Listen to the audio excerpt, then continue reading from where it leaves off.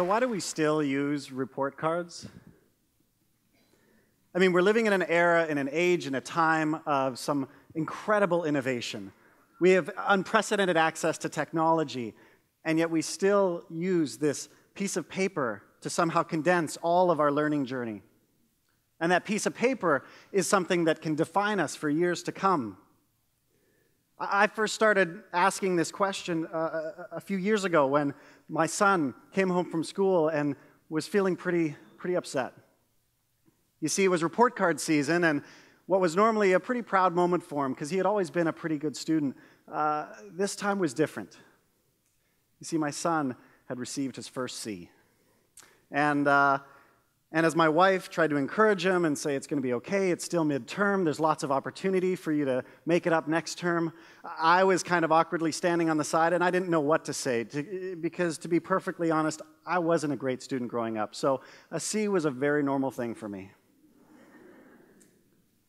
But as he sat there looking at this piece of paper, and he just kept saying over and over again, I don't understand, I don't get it, it doesn't make sense. And so naturally, we did what every good set of parents do. We go to the parent-teacher conference, and we sat down with the teacher, and we asked, you know, what are some things that our son can do to improve his grade this year? And the teacher just looked at us blankly with kind of confusion all over her face, and she said, I don't understand. Your son got one of the highest grades in the class. Now, I immediately thought, wow, you are a tough grader. But as my wife pulled out the report card and the teacher started scurrying through her documentation and her laptop, all of a sudden a look of confusion on her face slowly transformed to one of panic. And she said, oh no, I think there's been a mistake. What had happened was she had taken, in the process of taking the grades out of the grade book and putting them into the permanent report card, she had accidentally switched two of the students' grades. Now, on the one hand, I was excited to be able to call my son and let him know the good news that he'd actually received an A in the class.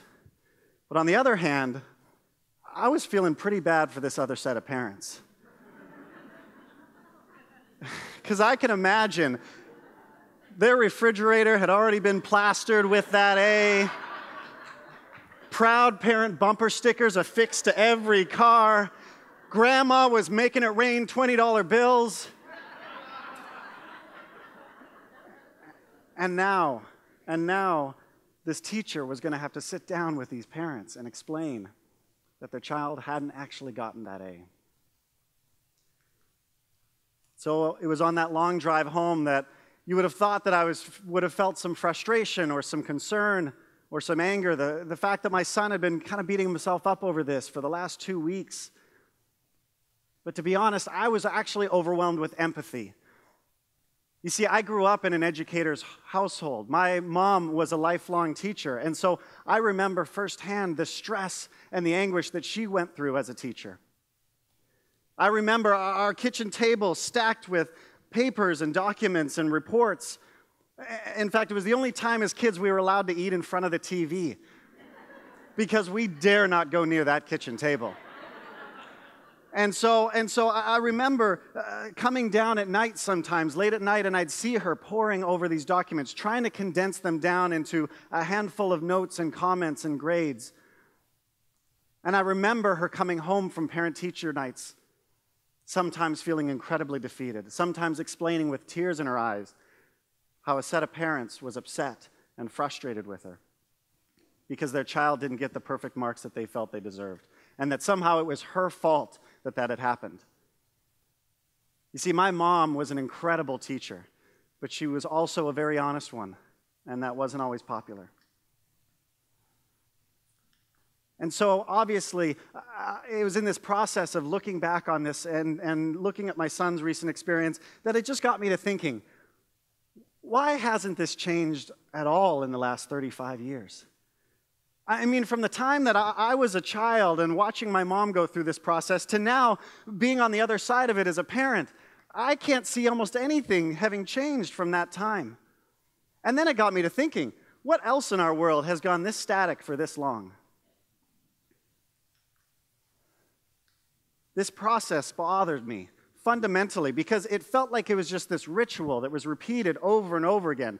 Stacks of documents and papers are condensed down to a handful of letters on a page, only to be presented to parents with this good news, bad news proposition. And then to get beat up by those parents and have to go through that process of anguish, only to go to bed and wake up the next morning in a brand new term and start the whole process all over again. It just didn't make any sense, and it doesn't make sense anymore. Now, part of why this fundamentally bothered me is because I was going to work every day, and I could see what was possible with technology and what technology could do. See, I was a co-founder and CEO of a kids' virtual world called Club Penguin. And so I would go to work every day, and I was surrounded by these incredibly talented and gifted technologists who were passionate about making this experience as wonderful as it could possibly be for kids. And I was able to see what they were able to do with that technology and see what they could do with data.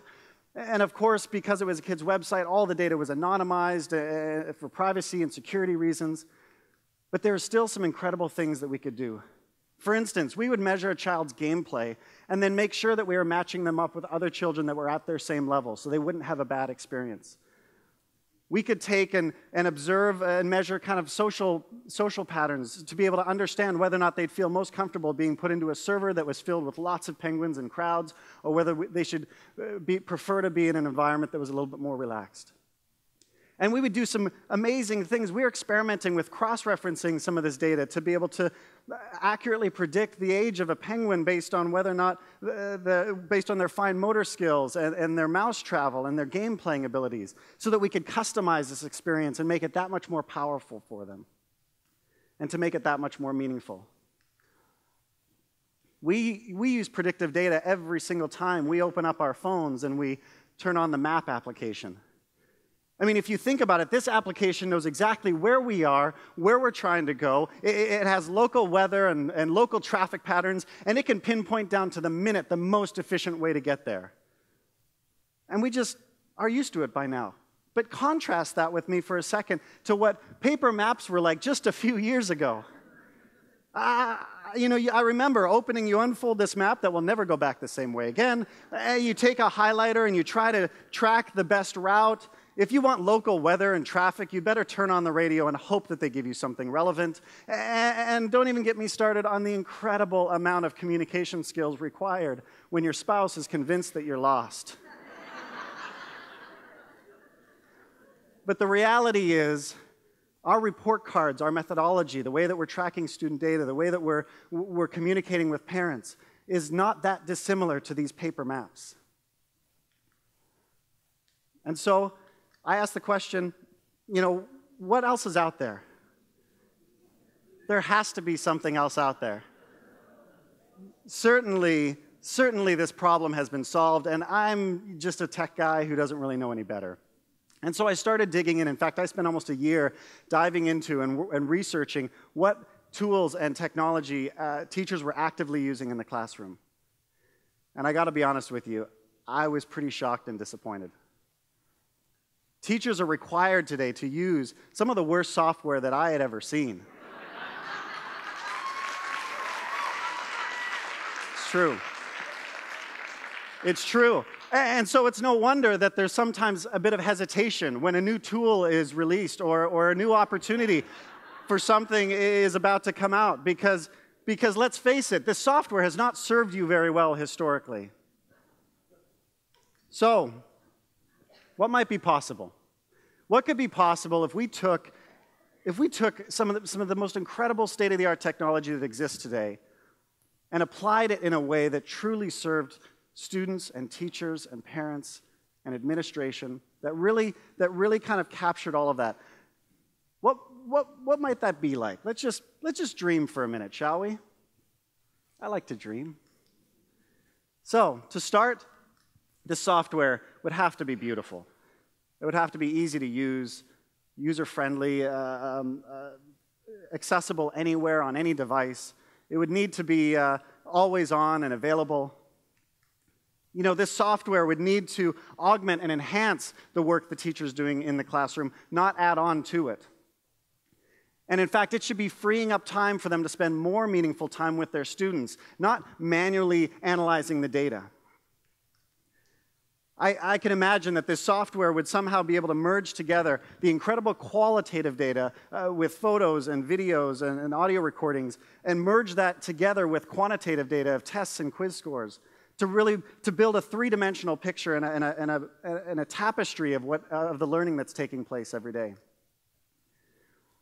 I imagine that in this future, these predictive data algorithms can be working behind the scenes and might spot a student struggling with something long before a teacher might just observe it or be aware of it.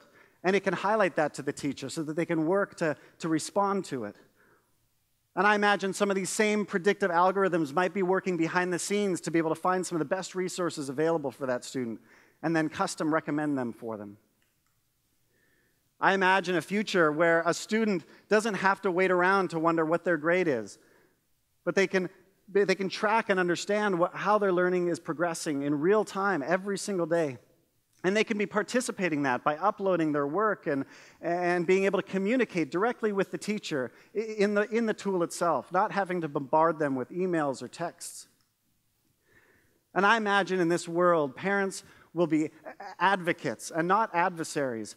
Because instead of having to go through that age-old ritual of waiting for the child to come home from school and asking the question, "What did you do in school today?" only to receive the same answer that we've all received thousands of times, nothing. Instead, by the time that child arrives home from school, they will have already seen a few things that they've been working on that day. And that time can be spent diving deeper into communication with them and really exploring that journey and really partnering with them along the way, asking them to describe what it was they went through. And I imagine in this future, teachers will receive thank you notes from parents who, for travel reasons or work reasons, might not be able to attend that presentation that happened in class today. But on any mobile device, they could watch a video of their son or daughter giving their presentation in front of the class. And they could do that from anywhere in the world. I imagine a future where this whole concept of report cards completely disappears. And this whole concept of this report card season goes away with it because you don't need to wait for 2 months to find out what the mark is, to go through this whole process, when this journey is already happening daily.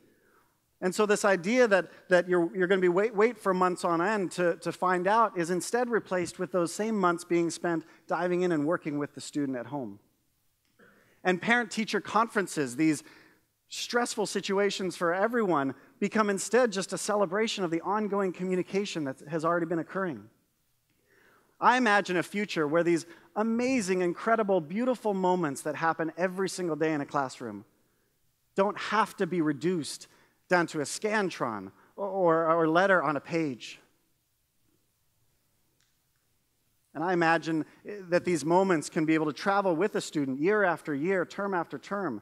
And not only does this become an incredible asset for future teachers or future professors, but it also becomes an amazing keepsake for them and their families to be able to look back on and see the journey that they've taken and understand how far they've come and how well they've progressed. I imagine a crazy, amazing day when technology can tell us just as much about what our students did in class that day as it can tell us about our aunt's recent vacation. And you know, I've been believing in this reality for a while. I've been dreaming of this potential future for a while. And in fact, I believed in it so passionately that I decided to leave my job at Disney and set out with a handful of some of the best software developers I could find to go see if we could make a difference. And I'm proud to say that together we've been partnering with teachers and administrators and districts from across North America in order to try and make this future a reality.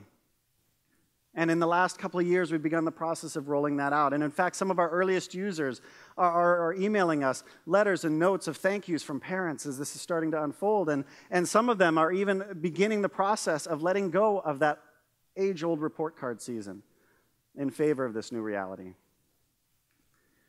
And so I'm just excited to say that at least when it comes to this, we don't have to keep talking about the future and wonder maybe. We certainly shouldn't sit back and simply do it the same way we've always done it because, well, that's just the way it's always been done. I'm so, so happy to say that the future of education is ready. All that's left to do is embrace it. Thank you.